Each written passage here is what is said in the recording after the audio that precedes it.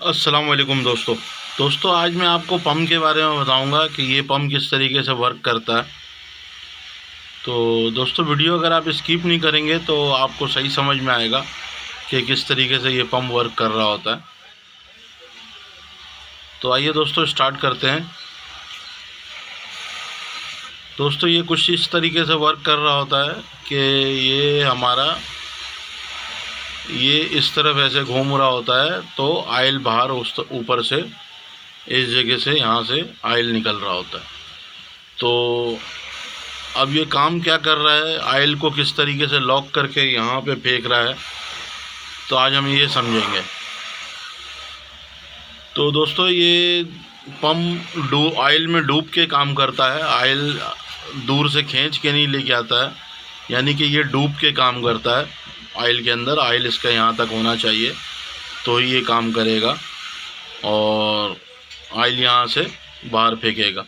और इस जगह से भी ये वाला जो सुराख है, इसके अंदर से भी ऑयल, यहाँ पे ये स्क्रू लगा हुआ है, ये स्क्रू इसलिए लगा हुआ है कि ऑयल यहाँ से आगे इस सुराख में निकल रहा है।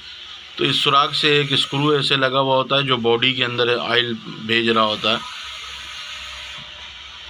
और ये वाला जो ऑयल यहाँ से जो निकल रहा है, ये हमारा फ़िल्टर टैंक के अंदर ऑयल भेज रहा होता है। फिर फ़िल्टर टैंक के अंदर से मेन शाफ्ट वगैरह के अंदर ऑयल जा रहा होता है। तो दोस्तों इसको खोलते हैं, खोल के देखते हैं। दोस्तों इसके चारों स्क्रू को खोल लेना है।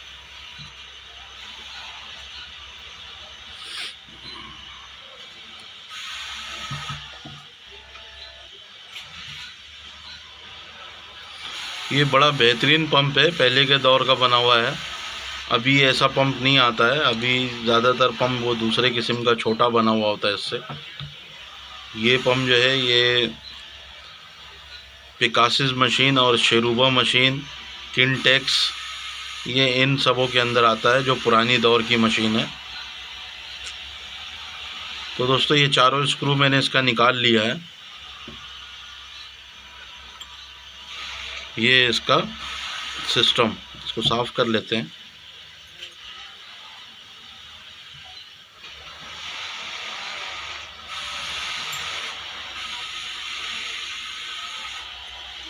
तो दोस्तों होता कुछ ऐसे है कि जब ये ऐसे इस तरफ जब ये घूमेगा ऐसे, तो इसके अंदर अगर आप मिसाल है, अभी ऑयल अगर हम डालेंगे और ऑयल डाल के इसको जब हम ऐसे घुमाएंगे ऐसे, तो जो इसके अंदर ऑयल है वो इस किनारों से, वो इस किनारों में भरा हुआ होता है। अब भरा हुआ है तो ये जो किनारा है, ये इसके साथ बिल्कुल लग के गुजर रहा है। आप देखेंगे ये लग के गुजर रहा है। इसी तरह इधर से भी ये लग के गुजर रहा है बिल्कुल, यानी कि इसमें हवा भी गुजरने का गैप नहीं होता। इस तरीके से इसको बनाया गया। तो ये इस तरीके से ऐसे घूमता है, तो ऑयल को यहाँ से इस सुराख के अंदर कर लेता है, यहाँ से सुराख के अंदर करके ऐसे लाके इधर यहाँ से छोड़ता जाता है बाहर। तो इसके अंदर ऑयल हमारा आता जाता है सारा। इसको भी साफ़ कर लेते हैं।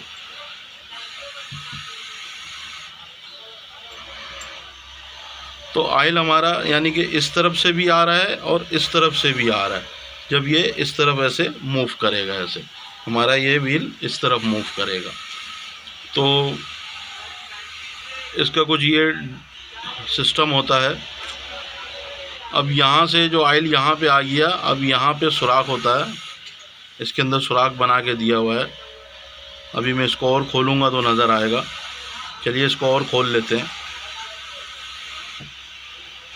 इसका ये गियर बाहर आ जाता है, ये ऐसे आराम से ऐसे इस पर अटक जाता है।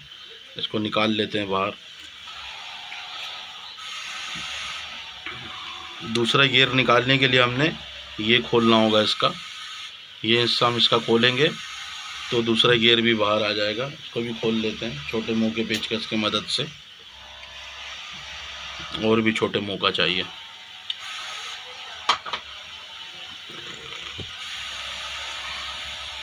दोस्तों ये छोटे पेचकस की मदद से मैंने ये दोनों स्क्रू खोल लिया है इसका। अब इसको खींचते हैं। वैसे अमूमन तो ये निकल आता आराम से, वरना ये काफ़ी दिनों से बंद पड़ा हुआ है, तो थोड़ा सा इसको चोट मार के निकाल लेते हैं।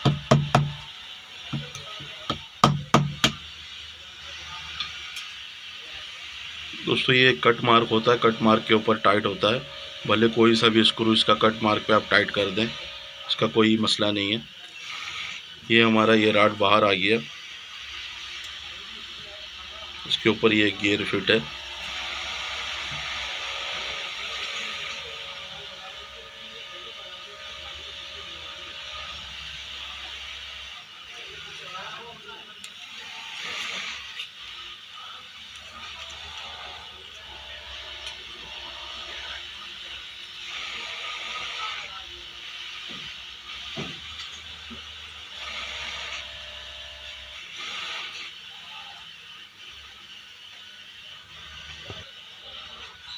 दोस्तों इस सुराख के अंदर एक सुराख ऐसे किया हुआ है, इस तरफ से ऐसे सुराख किया हुआ है, और वो सुराख कुछ यहाँ पे निकल रहा है ऐसे इस जगह पे।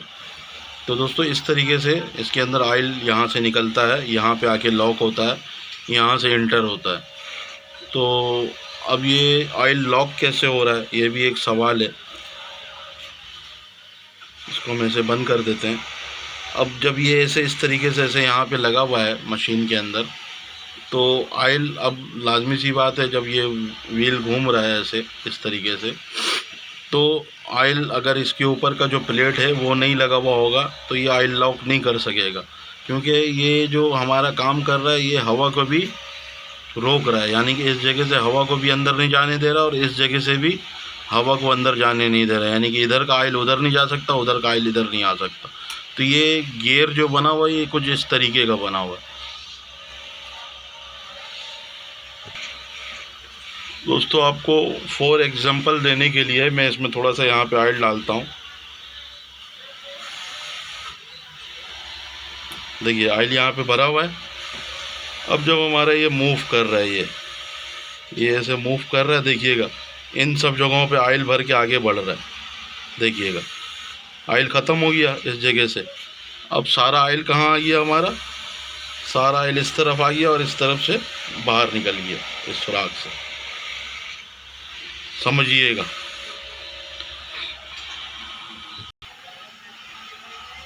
दोस्तों इसमें फिर दोबारा मैं आपको ऑयल भर के दिखाता हूँ।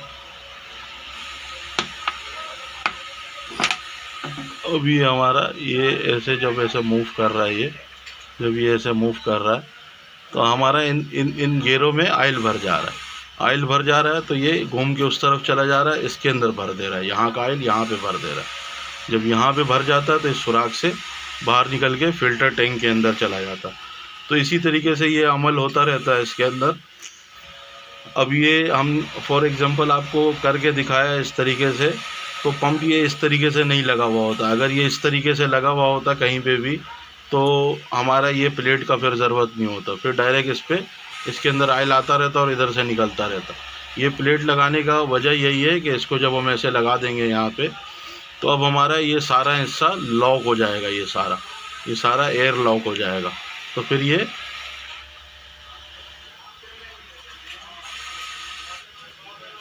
ये ऑयल को आराम से वहाँ पे ले जाएगा और लीकेज भी नहीं आएगा और पंप भी सही काम करता रहेगा।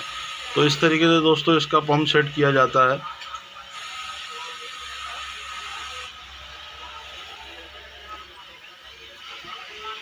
दोस्तों और इसमें कुछ है नहीं है ख़ास, इतना बस यही है कि ये एयर लॉक हो रहा है। यहाँ पे एयर लॉक होने की वजह से ये ऑयल को घुमा के ऐसे दूसरे जगह पे छोड़ रहा है और इस सुराख से बाहर निकल रहा है। तो इस तरीके से ये पंप काम करता है। तो दोस्तों इसको दोबारा हम फिट कर लेते हैं। अब इसको फिट करते वक्त ये ख्याल करना है हमने, क्योंकि बाज़ मशीनों में या बाज़ पंपों में इसका जो ये चीज़ होता है, इसका एक खांचा बना हुआ होता है, कट मार्क बना हुआ होता है। तो कट मार्क पे हमने फ़िट करना है। तो हमने इसको फ़िट करने से पहले ये देख लेना पड़ता है कि इसका ऑयल निकल किस तरफ रहा है। जिस तरफ निकल रहा है अब ये ऐसे भी फिट हो जाता है, ये ऐसे। अब ऐसे आप फिट कर लेंगे तो मशीन आपका उल्टा चलेगा तो ये ऑयल जाएगा अंदर, यानी कि ऑयल इस तरफ आ जाएगा। लेकिन इस तरफ निकलने का तो कोई जगह नहीं है हमारा, क्योंकि यहाँ पे तो हमने हमारे को सुराख दिया हुआ है जो ऑयल फ़िल्टर टैंक में चला जा रहा ऑयल। तो इस तरीके से हमने इसको नहीं लगाना है। इसको हमने जब भी लगाना है इसी तरफ लगाना है, ऐसे घुमा के, क्योंकि ये उल्टा भी बैठ जाता है, सीधा भी बैठ जाता है, दोनों तरफ से बैठ जाता है। तो दोस्तों इसका हम स्क्रू चारों दोबारा लगा लेते हैं।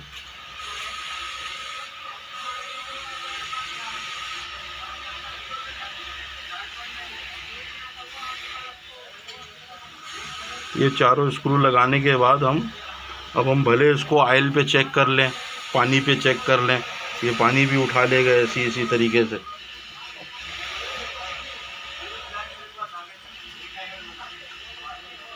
पानी में भी अगर इसको डुबा के आप जैसे किसी बर्तन में पानी लेके ऐसे डुबा के जब ऐसे हाथ से ऐसे मूव करेंगे, ऐसे डुबा के ऐसे मूव करेंगे तो यहाँ से आपका ऑयल निकलना शुरू हो जाएगा। ये यानी कि एक एक चक्कर पे ऐसे ऑयल ऐसे उछलेगा, निकलता जाएगा ऐसे। तो इस तरीके से ये हम चेक कर लेते हैं कि जैसे हमारा पंप में कोई मसला तो नहीं है। तो इसकी सारी चीज़ें मैंने दोबारा फिट कर दी है।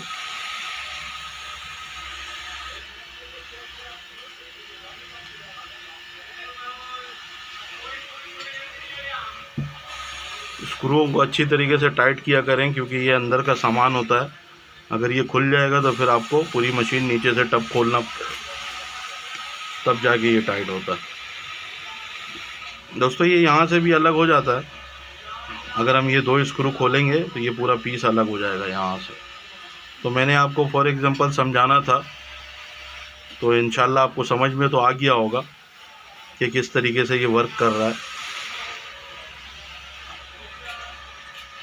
अब हमारा ये प्लेट अगर टाइट हो जाता अच्छी तरीके से तो हमारा ऑयल इन किनारों से बाहर नहीं निकलेगा, यहाँ पे ऑयल जाएगा और यहाँ से सीधा हमारा ऑयल वहाँ से इस सुराख से बाहर आ जाएगा। तो दोस्तों ये थी मेरी आज की वीडियो ऑयल पंप ठीक करने का, ठीक करने के हवाले से। तो दोस्तों मेरी वीडियो अगर आपको अच्छी लगे तो अपने दोस्त यारों के साथ शेयर कर लें, और मेरा पेज है तलत तैमूर के नाम से, प्लीज़ उसको फॉलो कर लें, ताकि ऐसे नई आपको मालूमात वाली वीडियो जो सीविंग मशीन के हवाले से होता है वो आपको जल्द से जल्द मिल जाएगा। दोस्तों मेरा यूट्यूब पे चैनल भी है सीविंग मशीन एडवाइज़र के नाम से, उसको भी जाएं, उसको भी सब्सक्राइब करें, उसमें भी इस किस्म की आपको वीडियो मिल जाएगी।